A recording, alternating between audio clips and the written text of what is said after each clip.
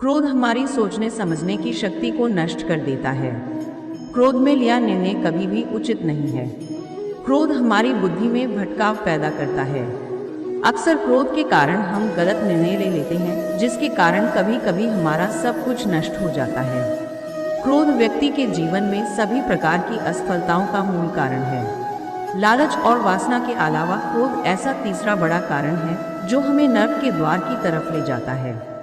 क्रोध के कारण आप किसी का बुरा कर पाएं या न कर पाएं, पर आप अपना बुरा यकीनन कर लेते हैं। यदि आप अपने जीवन में सफलता प्राप्त करना चाहते हैं तो मन को शांत रखते हुए क्रोध को दूर करने का प्रयास करना चाहिए। वो करो जिससे मन शांत हो। भगवान कृष्ण कहते हैं, हे अर्जुन, निस्संदेह मन बेचैन है और संयम करना कठिन है, लेकिन ये किसी भी निरंतर जोरदार साधना द्वारा वश में है, जैसे ध्यान, दृढ़ता के साथ और वैराग्य से पूर्ण विराम। मन में उलझन, घबराहट और अशांति नहीं होनी चाहिए। बाहर चाहे कितनी भी बड़ी दुविधा क्यों न हो, यदि आप अंदर से शांत रहते हैं तो आप उस विपरीत परिस्थिति में भी सकारात्मक ऊर्जा महसूस करेंगे और सही निर्णय ले पाएंगे, जो वांछित लक्ष्यों को प्राप्त करने में मदद करता है। यदि आपको सफल होना है तो ध्यान एक व्यक्ति को सभी दुखों को दूर करने में मदद कर सकता है। ध्यान के द्वारा आपका मन शांत रहता है। अपनी शक्ति को पहचानें। आपके अंदर एक अद्भुत शक्ति है। ये एक सर्वोच्च शक्ति है जो आपको जीवित रखती है। आप कुछ भी कर सकते हो। इस छिपी हुई शक्ति पर हमेशा विश्वास करो। आप जो कर रहे हो उसे पूरे विश्वास के साथ करो। आपके अंदर की शक्ति हमेशा आपको सही बनाने के लिए आपके साथ होती है और आपको अद्भुत चीजें करने की ताकत देती है।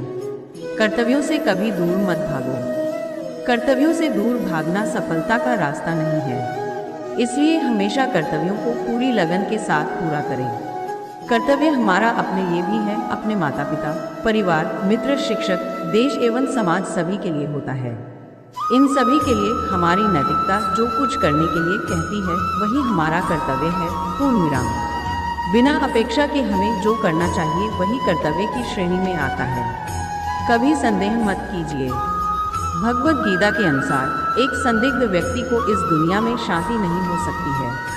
संदेह करने वाला व्यक्ति दूसरों पर ही नहीं बल्कि खुद पर भी संदेह करता रहता है और अपने लक्ष्य को कभी भी हासिल नहीं कर पाता।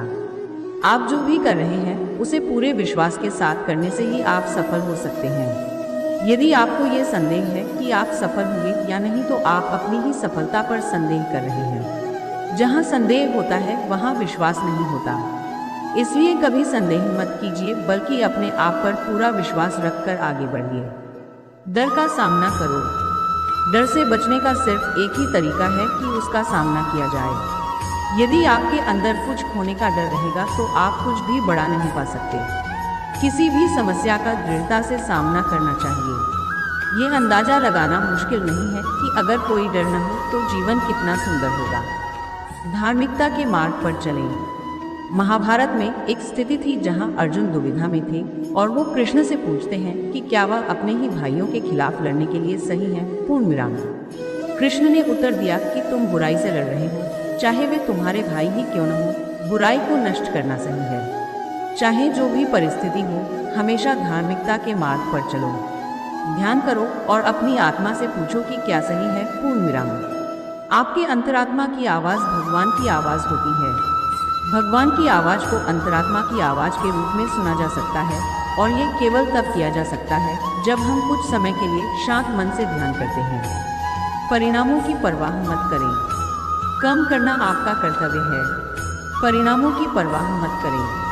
आप आपके कर्म, अपने कर्तव्य को नियंत्रण कर सकते हैं, पर परिणामों पर आपका कोई भी नियंत्रण नहीं है। काम का फल आपका मकसद नहीं होना चाहिए और आपको कभी भी निष्क्रिय नहीं होना चाहिए।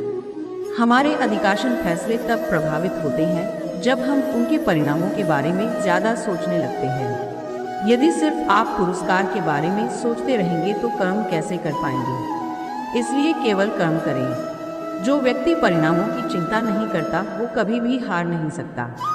परिवर्तन के लिए तैयार रहें। परिवर्तन संसार का नियम है, उसके लिए तैयार रहें।